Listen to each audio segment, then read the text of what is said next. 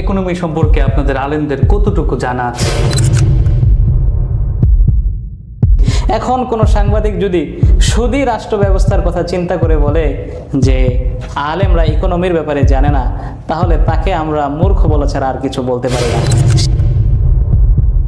অতীতের যারা রাষ্ট্রপ্রধান ছিল তাদের শিক্ষাগত যোগ্যতা আপনি খেয়াল করেন, তারা কি খুব অনেক বড় শিক্ষিত ছিল? বাংলাদেশে যারা রাষ্ট্রীয় ক্ষমতায় আসে দেশপ্রেমিক মানুষের সংখ্যা খুবই কম। আলেম সমাজের হাতে যদি দায়িত্ব দেওয়া হয়, তারা কি সেই দায়িত্ব রক্ষা করতে পারবে কিনা? আসসালামু আলাইকুম ওয়া রাহমাতুল্লাহি ওয়া বারাকাতুহু। আশা করি সকলেই ভালো আছেন, সুস্থ আছেন। সম্মানিত দর্শক শ্রোতা, আপনাদের সবাইকে স্বাগত জানাচ্ছি নূর পারফিউম প্রেজেন্স তকির শো এর আরও একটি নতুন পর্বে। আজ আপনাদের মাঝে উপস্থিত হয়েছেন এমন একজন আলেম, যিনি শুধুমাত্র জ্ঞানেই নয় বরং বুদ্ধি, প্রজ্ঞা ও মানুষের মন ছুঁয়ে যাওয়া কথার জন্য সুপরিচিত। তিনি ইসলামী শিক্ষার একনিষ্ঠ প্রচারক, বহু মাদ্রাসা ও ইসলামী প্রতিষ্ঠানের সাথে সম্পৃক্ত এবং তরুণ প্রজন্মকে দিনের প্রতি উৎসাহিত করতে নিরলসভাবে কাজ করে যাচ্ছেন তিনি। প্রিয় দর্শক, আজ আমরা জানব তার জীবনের অনুপ্রেরণামূলক কিছু অভিজ্ঞতা, দিনের বিভিন্ন দিক নিয়ে আমরা তার দৃষ্টিভঙ্গি জানব এবং বর্তমান প্রেক্ষাপটের কিছু গুরুত্বপূর্ণ ইস্যু নিয়ে তার মতামত শুনব। চলুন আর দেরি না করে আমরা শুরু করি আজকের পর্ব। আমাদের সাথে যুক্ত হয়েছেন মুফতি ইমরান হোসেন সাদি। আসসালামু আলাইকুম হযরত, কেমন আছেন? ওয়ালাইকুম আসসালাম ওয়া রাহমাতুল্লাহ। আলহামদুলিল্লাহ, আমি ভালো আছি। আপনি কেমন আছেন? আলহামদুলিল্লাহ, আমিও ভালো আছি। আমাদের শোটা মূলত সাজানো হয় এমনভাবে যে আমরা আমাদের গেস্ট যিনি থাকেন তার জীবনযাত্রা নিয়ে আমরা আলোচনা করি। আমরা তার শৈশব থেকে শুরু করে কর্মস্থান এবং বর্তমান জীবনযাপন, খুঁটিনাটি সব বিষয়ে আমরা আলোচনা করি। আমরা আজকে আপনার জীবনের সমস্ত কিছু জানব। তাহলে শুরুতেই আমরা আপনার শৈশব সম্পর্কে জানতে চাই। আপনার শৈশবটা কেমন কাটলো? আলহামদুলিল্লাহ, শৈশব সম্পর্কে যদি আমাকে বলতে হয়, আমার শৈশব অন্যান্য বাচ্চাদের তুলনায় আলহামদুলিল্লাহ ভালো কেটেছে। শৈশব থেকে আমার লেখাপড়া শুরু হয়েছে।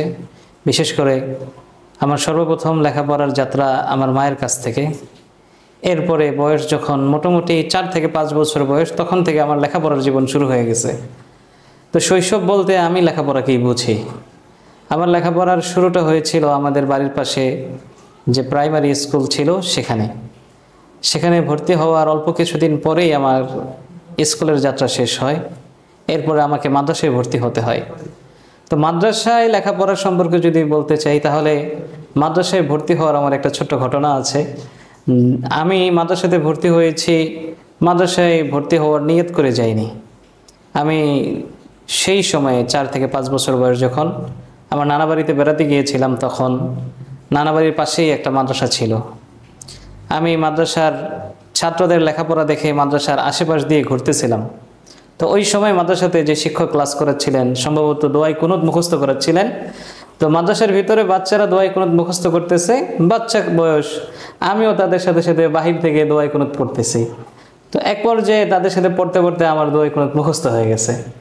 এখন আমার এই অবস্থা আবার একজন শিক্ষক দেখেছে যে আমি পড়তেছি। তো আমাকে পড়তে দেখে সে ডেকে মাদ্রাসার ভিতরে নিয়ে যায়। যাওয়ার পরে আমাকে দোয়াই কুনুত জিজ্ঞেস করে। আমি যে মুখস্থ করেছিলাম আমি সেটার সাথে সাথে বলতে পেরেছিলাম আলহামদুলিল্লাহ। আমি তখন দেখতে পাইলাম যে অনেক বড় বড় বাচ্চারা আছে, তাদেরকে দাঁড় করিয়ে রেখেছে তাদের মুখস্থ হয়নি দেখে, কিন্তু আমি আলহামদুলিল্লাহ তখন মুখস্থ পেরেছিলাম। তো আমার এই অবস্থা দেখে ওই শিক্ষক সাথে সাথে আমার নানা বাড়িতে যোগাযোগ করে, আমার মা ছিলেন সেখানে, তাদের সবাইকে বিভিন্নভাবে বোঝায় যেন আমাকে মাদ্রাসায় ভর্তি করানো হয়। তো আমি নানা বাড়িতে বেড়াতে গিয়ে প্রথম মাদ্রাসায় ভর্তি হয়ে যাই, আর বাড়িতে আসা হয়নি। এরপরে সেখানে 5 থেকে 6 মাস কেটে যায়, কিন্তু দুর্ভাগ্যবশত ওই মাদ্রাসাটা বন্ধ হয়ে যায় কোনো এক কারণে। এখন মাদ্রাসায় লেখাপড়া আবার শেষ। এরপরে আমাকে সেই আগের স্কুলেই চলে আসতে হয় যেখানে আমার শৈশবের লেখাপড়া শুরু হয়েছিল। সেখানে কিছুদিন লেখাপড়া করার পরে আমার নিজ যে এলাকা আছে সেখানে নতুন করে আবার মাদ্রাসা যখন শুরু হয়, তো প্রথমে যখন একবার আমি মাদ্রাসায় পড়েছিলাম, আমার দিলের ভিতরে মাদ্রাসার প্রতি আলাদা একটা টান ছিল। এরপরে নতুন যখন মাদ্রাসা হয়, সকালে মক্তবে পড়তে যেতাম, ওস্তাদ জিজ্ঞেস করতো যে মাদ্রাসা চালু করা হলে কারা কারা মাদ্রাসায় ভর্তি হবা। আমার যতটুকু মনে পড়ে, যতবার জিজ্ঞেস করেছে আমি হাত তুলে জানিয়েছি যে আমি মাদ্রাসায় পড়ব। এরপরে সেখান থেকে মাদ্রাসা যখন চালু হয়, সেই মাদ্রাসার যিনি পরিচালক তিনি আমার বাবার সাথে যোগাযোগ করেন যে আমাকে যেন মাদ্রাসায় ভর্তি করানো হয়। তো আমার বাবাও রাজি হয়ে যান। এরপরে আমাকে মাদ্রাসাতে ভর্তি করানো হয়। এরপর থেকে 7 থেকে 8 বছর পর্যন্ত আমার নিজ গ্রামে মাদ্রাসায় লেখাপড়া করেই কেটেছে। এরপর থেকে আমার লেখাপড়া ঢাকাতে জামিয়া ফরিদাবাদ থেকে আমি দাওরায়ে হাদিস শেষ করি। এরপরে ঢাকার স্বনামধন্য একটা প্রতিষ্ঠান মার্কাজুল শাইখুল ইসলাম আল মাদানীতে আমি আদব বিভাগে লেখাপড়া করি, ইফতা পড়ি। এরপরে আমার কর্মজীবন শুরু হয়। হযরত, একটা সময় আপনি ছাত্র ছিলেন, এখন শত শত ছাত্রের উস্তাদ আপনি। যদি আপনি ওই ছোট্টবেলার ইমরান হোসেন সাদি যে ছাত্র ছিল তাকে কোনো উপদেশ দিতে চান, তাহলে কি উপদেশ দিবেন? ছোটবেলার ইমরান হোসেন সাদি আসলে একেবারেই ছোট ছিল। একেবারে ছোট বয়সে মাদ্রাসাতে ভর্তি হয়েছি এবং মাদ্রাসাতে লেখাপড়ার ক্ষেত্রে আমার আত্মীয় স্বজন কিংবা পরিবার আমাকে গাইডলাইন দেওয়ার মতো কেউ ছিল না। তখন আমার পরিবার শুধুমাত্র ওস্তাদদের উপরই নির্ভরশীল ছিল। ওস্তাদরা যেভাবে পড়াবে, যেভাবে বলবে, সেভাবেই আমার লেখাপড়া চলতেছিল। তো ওস্তাদরা তারাও নিজেদের দিক থেকে আমার কল্যাণের কথাই চিন্তা করেছেন। আমার সেই শৈশবের কোনো কিছু যদি পরিবর্তন করতে হয় তাহলে আমি বলবো আমার আজন্ম আক্ষেপ, আমি জীবনে হাফেজে কোরআন হতে পারিনি। যদি আমি আমার শৈশবে ফিরে যেতে পারি তাহলে আমি চেষ্টা করব সবার আগে হাফেজে কোরআন হওয়ার। আমার কাছে মনে হয় এটা প্রত্যেকটা আলেম যারা হাফেজ হতে পারে নাই তাদের মনে হয় সকলের মনে এই আক্ষেপটা আছে যে আমি যদি শৈশবে ফিরে যেতে পারতাম তাহলে অবশ্যই হাফেজ হতাম। এটা প্রত্যেকটা আলেম যারা হাফেজ নেই তাদেরই মনের একটা তামান্না, মনের একটা আকাঙ্ক্ষা। যে অবশ্যই আমি ছোট্ট করে যদি একটু বলি, আমার হাফেজে কোরআন না হওয়ার পিছনে যে কারণ, আমার যিনি ওস্তাদ ছিলেন নাজেরা পড়তাম যখন, তখন আমপারা যেটাকে বলা হয় কোরআনুল কারীমের 30 নম্বর পারা, সেটা মুখস্থ করিয়েছেন। তো আলহামদুলিল্লাহ আমি যথাযথভাবে মুখস্থ করতে পেরেছিলাম। তো তিনিও চাইতেন আমি যেন হেফজখানায় পড়ে হাফেজ হই। কিন্তু মাদ্রাসার যিনি পরিচালক তিনি চিন্তা করলেন আমার বাড়ি যেহেতু মুন্সিগঞ্জ, তো এই অঞ্চলের মানুষ একটু শৌখিন হয়, লেখাপড়ায় অত বেশি কষ্ট করতে চায় না। আমি যদি হেফজখানায় লেখাপড়া করি তাহলে হয়তোবা হেফজখানার কষ্ট দেখে লেখাপড়াই ছেড়ে দিতে পারি, অথবা যদি হেফজখানায় হাফেজ হয়ে আলেম হতে যাই, বয়স একটু বেশি হয়ে গেলে লেখাপড়া ছেড়ে দিয়ে বিদেশে চলে যাওয়ার চিন্তা ভাবনা করতে পারি। এই কথা চিন্তা করে আমার ওস্তাদ, তিনি পরিচালক মাদ্রাসার ছিলেন, তিনি আমাকে হেফজখানায় ভর্তি না করিয়ে কিতাবখানায় ভর্তি করিয়ে দেন। আলহামদুলিল্লাহ আমার যখন মোটামুটি বোঝার বয়স হয়েছে বা কাজকর্ম করার বয়স যখন হয়েছে ততদিনে আমি দাওরায়ে হাদিস শেষ করে ফেলেছি। তো হযরত, দাওরায়ে হাদিস শেষ করার পরে আপনি প্রথম খেদমত কোথায় নিলেন? দাওরায়ে হাদিস শেষ করার পরে আমি আরও কিছু দূর লেখাপড়া করেছি, আদব পড়েছি, ইফতা পড়েছি। আমার খেদমতের জার্নি সর্বপ্রথম আমি খেদমত করি ঢাকা যাত্রাবাড়ির মাতুয়াইলের কোনাপাড়া এলাকাতে মাদারী নিসাব মাদ্রাসায় আমার সর্বপ্রথম খেদমত। এখন বর্তমানে আমি খেদমতে আছি মুন্সিগঞ্জের শ্রীনগর থানার হাসারা এলাকার ঐতিহ্যবাহী উত্তর হাসারা ব্যাপারীপাড়া জামে মসজিদের ইমাম খতিব হিসেবে আছি এবং হাসারা মার্কাজুল ইহসান মাদ্রাসা এবং তালিমুল কোরআন মহিলা মাদ্রাসার শিক্ষা সচিব হিসেবে দায়িত্বে আছি। এবং আমার প্রতিষ্ঠিত একটা প্রতিষ্ঠান আছে যাত্রাবাড়ির কোনাপাড়াতে, হযরত আয়েশা সিদ্দিকা রাদিয়াল্লাহু তাআলা আনহা মহিলা মাদ্রাসা নামে। হযরত, আপনি একজন সোশ্যাল মিডিয়াতে অ্যাক্টিভ পারসন। আমাদের আলেম সমাজ অনেকে আছে যারা সোশ্যাল মিডিয়াতে সময় দেয় বা সোশ্যাল মিডিয়াতে তারা থাকেন, অ্যাক্টিভ থাকেন। তো এখন বিষয়টা হচ্ছে এই সোশ্যাল মিডিয়াতে ভালো আছে, খারাপ আছে, মিলে আছে। এই সোশ্যাল মিডিয়াটা আপনি কিভাবে মেনটেন করেন? প্লাস বর্তমান তরুণ সমাজ যারা সোশ্যাল মিডিয়াতে অঢেল সময়কে নষ্ট করেন, তাদের ব্যাপারে আপনার উপদেশটা কি? সোশ্যাল মিডিয়ার ব্যাপারে যদি আমাকে বলতে হয়, আমি এটাকে একটা তরবারির মতো মনে করি। তরবারি এটা চালানো আগে জানতে হয়। তো যদি কেউ তরবারি চালাতে না জানে, তার হাতে তলোয়ার দিলে সে নিজে যেমন ক্ষতিগ্রস্ত হয়ে যাওয়ার সম্ভাবনা আছে, তো সোশ্যাল মিডিয়াও যদি এমন কারো হাতে থাকে যে এটার সঠিক ব্যবহার জানে না, সেও তেমন ক্ষতিগ্রস্ত হতে পারে। এজন্য তাদের জন্য আমার উপদেশ, সোশ্যাল মিডিয়া ব্যবহারের আগে এটার ব্যবহার সম্পর্কে জানতে হবে, এটার ভালো দিকগুলো, ক্ষতির দিকগুলো সম্পর্কে জানতে হবে এবং ক্ষতির দিকগুলো ছেড়ে দিয়ে ভালো দিকগুলো কিভাবে গ্রহণ করা যায় সেই চেষ্টা করতে হবে। আলহামদুলিল্লাহ, হযরতের কথার অনুযায়ী আমরা যেটা বুঝলাম সেটা হলো প্রযুক্তিকে ব্যবহার করে আমরা দিনের কাজ করব। প্রযুক্তিকে আমরা খারাপ কাজে ব্যবহার না করে আমরা দিনের কাজে প্রযুক্তিকে ব্যবহার করতে পারি এবং এটা কিভাবে করব সেটাও আমরা বুঝে নিব, জেনে নিব। এটাই বর্তমান সময়ের দাবি। হযরত খেদমতের আগেই কি বিবাহ করা হয়েছে নাকি খেদমতের পরে বিবাহ করলেন? না, খেদমতের মাঝামাঝি সময়ে আমি বিবাহ করেছি। বিবাহের সম্পর্কে যদি বলতে হয় তাহলে বিবাহটা পারিবারিকভাবেই হয়েছে এবং বিবাহের যে সূচনা ছিল পারিবারিকভাবে আমার জন্য মেয়ে দেখা হচ্ছিল। একাধিক জায়গায় মেয়ে দেখা হয়েছে, হয়তো মেয়ে পছন্দ হলে অন্য দিকগুলো পছন্দ হয় নাই, বা অন্য দিকগুলো পছন্দ হয়েছে কিন্তু মেয়ে পছন্দ হয় নাই। তো এইরকম যখন আলোচনা চলতেছিল তখন আমারই কিছু ছাত্র ছিল যারা জেনারেল লাইনে লেখাপড়া করেছে, কিন্তু আমার কাছে তারা আরবি শিখতে আসতো। তো এদের কিছু ছাত্র আমাকে পরামর্শ দিল আমি যাকে স্ত্রী হিসেবে গ্রহণ করেছি তার ব্যাপারে। তো আমি যেখানে খেদমত করতাম যাত্রাবাড়ির মাতোয়াইলের কাঠের পোল এলাকাতে, তো তার পাশেই তারা নতুন করে বাড়ি করেছিল। তো নতুন যখন তারা এই এলাকাতে আসে তো স্বাভাবিকভাবেই ওই এলাকার মানুষের ভিতরে তাদের ব্যাপারে একটা আলোচনা চলতেছিল। তো আমি এর আগেও তাদের ব্যাপারে কিছু আলোচনা শুনেছি এবং আমার স্ত্রী হাফেজা, আমার বিবাহের ক্ষেত্রে হাফেজা মেয়ে দেখে বিবাহ করার একটা আগ্রহ ছিল। তো সেই হিসেবে আমি অল্প কিছু খোঁজখবর নিয়েছিলাম, কিন্তু তখন হয়তো ভেবেছিলাম যে হয়তো বা আমার কাছে বিবাহ নাও দিতে পারে, তো সেজন্য আমি আর বিবাহের প্রস্তাব পাঠাইনি। কিন্তু যখন আমার ছাত্রদের থেকে দ্বিতীয়বার আবার আমি প্রস্তাব পাই তখন আমি তাদেরকে বলি যেন আমার ব্যাপারে তারা যোগাযোগ করে। তো মেয়ের যিনি বড় ভাই আছেন তাদের সাথে যখন যোগাযোগ করা হয়েছে এরপরে বিবাহের আলোচনার সামনে এগিয়েছে। হযরত আমরা ছোট্ট সময়ের মধ্যে আপনার জীবনের অনেক কিছু জেনে ফেললাম, অনেক লম্বা সময়ের হিস্টোরি আমরা খুব ছোট করে জেনে ফেললাম। যেহেতু আমি যতটুকু জানি আপনি বাংলাদেশ রাজনীতির সাথে জড়িত আছেন স্বতঃস্ফূর্তভাবে, এখন প্রশ্নটা হচ্ছে আলেমদের জাতীয় পর্যায়ে আসলে আরও এগিয়ে আসা দরকার কিনা, এই বিষয়ে আসলে আপনি কি মনে করেন? দেখেন, আলেমদের জাতীয় পর্যায়ে এগিয়ে আসা দরকার কিনা, অবশ্যই জাতীয় পর্যায়ে আলেমদের এগিয়ে আসা দরকার। কী কারণে দরকার আপনি জেনে থাকবেন, বাংলাদেশে যারা রাষ্ট্রীয় ক্ষমতায় আসে দেশপ্রেমিক মানুষের সংখ্যা খুবই কম। আবার দেশপ্রেমিক মানুষ থাকলেও সৎ এবং স্বচ্ছ মানুষের সংখ্যা কম। রাষ্ট্রীয় দায়িত্ব তাদেরকে দিলে তারা সেই আমানত রক্ষা করতে পারে না। তবে বাংলাদেশের যারা আলেম সমাজ আছে, এই আলেম সমাজ তাদের দেশপ্রেম নিয়েও কোনো সন্দেহ নেই, তাদের আমানতদারিতা নিয়েও কোনো সন্দেহ নেই।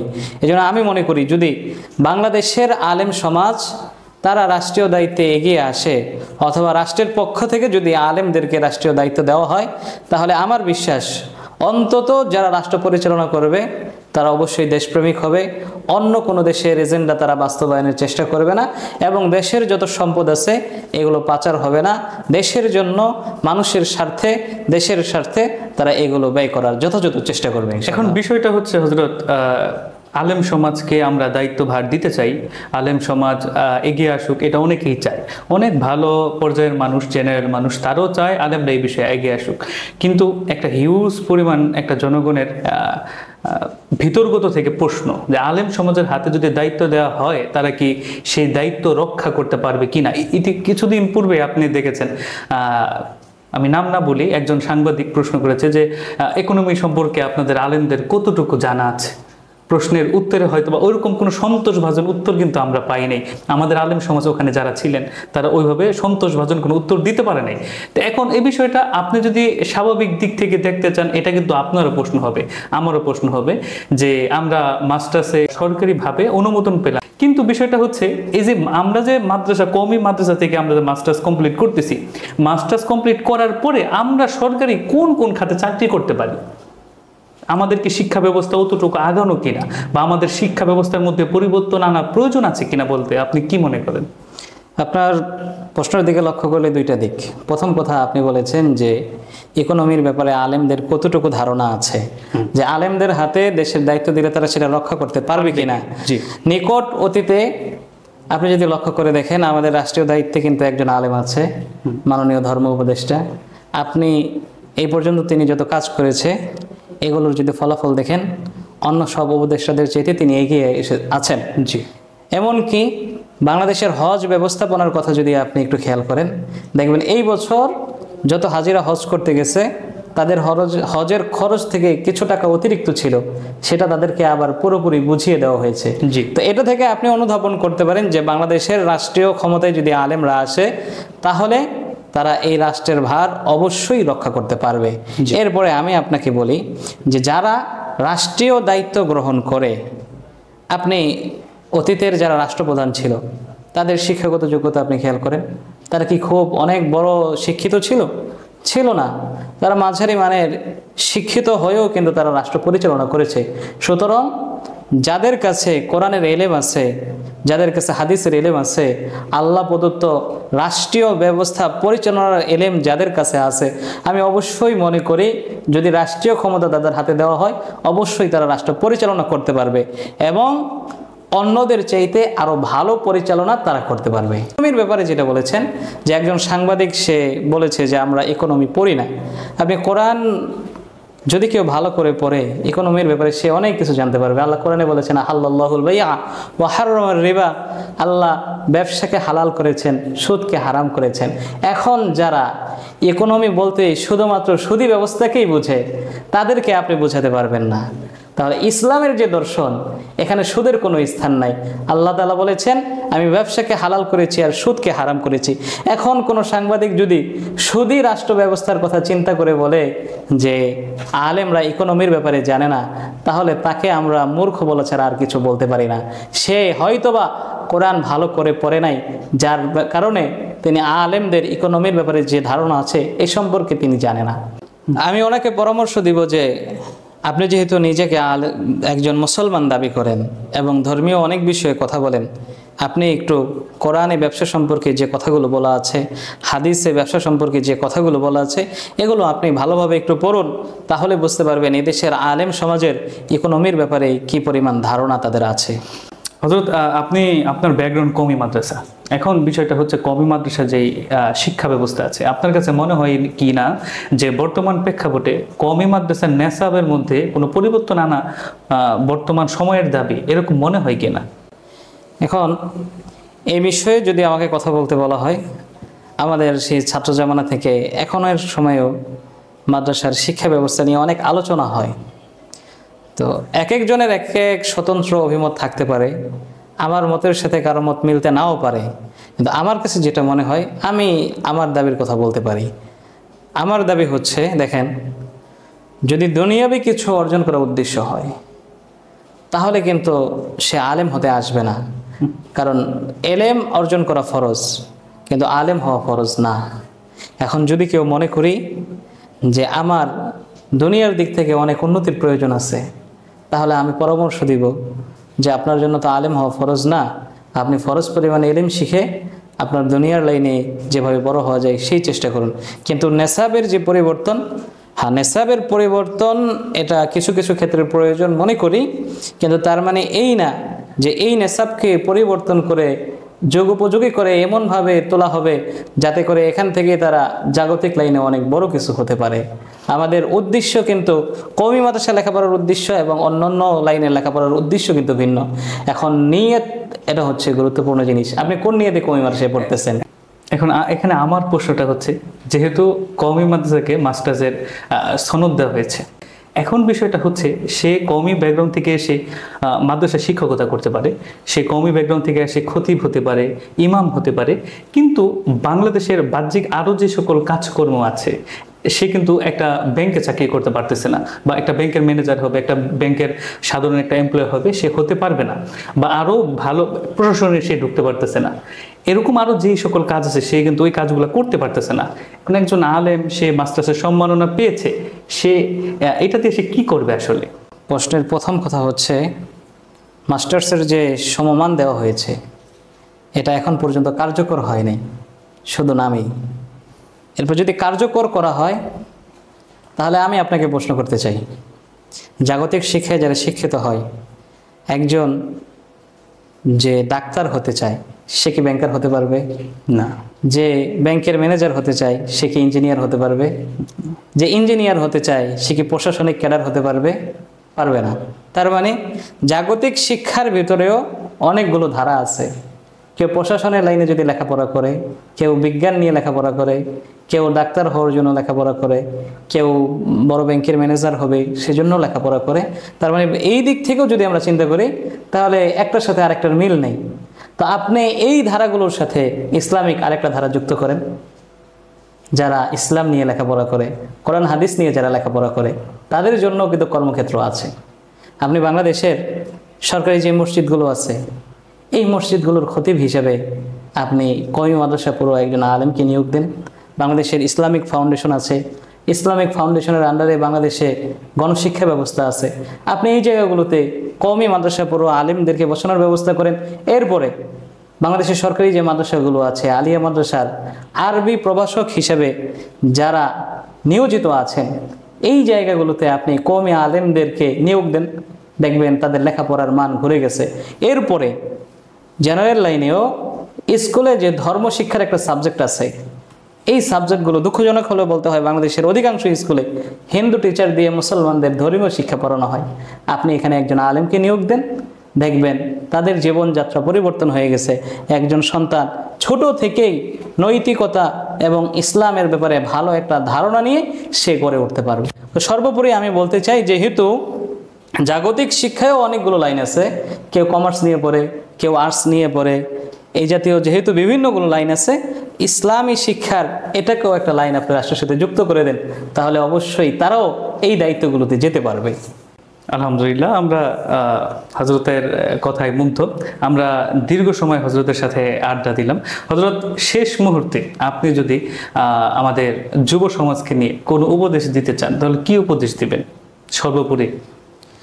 যুব সমাজকে নিয়ে যদি পরামর্শের কথা বলেন, তাহলে যুবকদের ব্যাপারে বলবো যে জীবন কিভাবে পরিচালিত হবে এটা নির্ধারণ হবে এই বয়স থেকেই। তো এই যৌবনকালটাকে অনেক হিসাব নিকেশ করে ব্যয় করতে হবে। যদি জীবনের বাকি সময়গুলো ভালো থাকতে চাই, তাহলে যৌবনকালের সময়টাকে মূল্য দিতে হবে। এবং আল্লাহ পাক রব্বুল আলামিনের কাছেও যৌবনকালের ইবাদত অনেক বেশি পছন্দনীয়। এজন্য যৌবনকালটাকে কাজে লাগানো। হাদিসের ভিতরে এসেছে, ও শাবুন নাশা ফি ইবাদাতিল্লাহ, যে আল্লাহ তাআলা হাশরের ময়দানে যখন সূর্য মাথার 1 বিঘা উপরে চলে আসবে, ওই সময় 7 শ্রেণীর মানুষদেরকে তার আরশের নিচে ছায়া দিবেন, যখন আল্লাহর আরশের ছায়া ছাড়া আর কোনো ছায়া থাকবে না। ওই কঠিন মুহূর্তেও একটা শ্রেণী থাকবে, ও শাবুন নাশা ফি ইবাদাতিল্লাহ, যারা তাদের যৌবনকাল আল্লাহর ইবাদত বন্দিগিতে কাটিয়েছে। এই জন্য যুবক ভাইয়েরা, তাদের জন্য আমার পরামর্শ, যৌবনকাল কিভাবে আল্লাহর ইবাদত বন্দিগিতে কাটানো যায়, নিজের জীবনকে কিভাবে সুন্দর করা যায়, সেজন্য চেষ্টা করা। জীবন যদি যৌবনেই শেষ করে দেওয়া হয়, তাহলে বাকি জীবন আফসোস করতে হবে, কবরে গিয়েও আফসোস করতে হবে, হাশরের ময়দানেও আফসোস করতে হবে। আর যদি জীবন যৌবন থেকেই কাজে লাগানো হয়, তাহলে দুনিয়াতেও সফলতা আসবে, কবরেও সফলতা আসবে, হাশরের ময়দানেও সফলতা আসবে। আল্লাহ তাআলা আমাদের সবাইকে নিজেদের জীবন আল্লাহর রাজি খুশি অনুযায়ী পরিচালনা করার তৌফিক দান করুন। আমিন। আলহামদুলিল্লাহ, আজকের এই সুন্দর আড্ডায় আমাদেরকে মূল্যবান সময় দিয়ে স্পষ্টভাবে আলোচনা তুলে ধরার জন্য মুফতি ইমরান হোসেন সাদির প্রতি আন্তরিক কৃতজ্ঞতা প্রকাশ করছি। আবারও দেখা হবে নতুন কোনো পর্বে, নতুন কোনো অতিথির সাথে। এই পর্যন্ত ভালো থাকবেন, সুস্থ থাকবেন। আসসালামু আলাইকুম ওয়া রাহমাতুল্লাহ।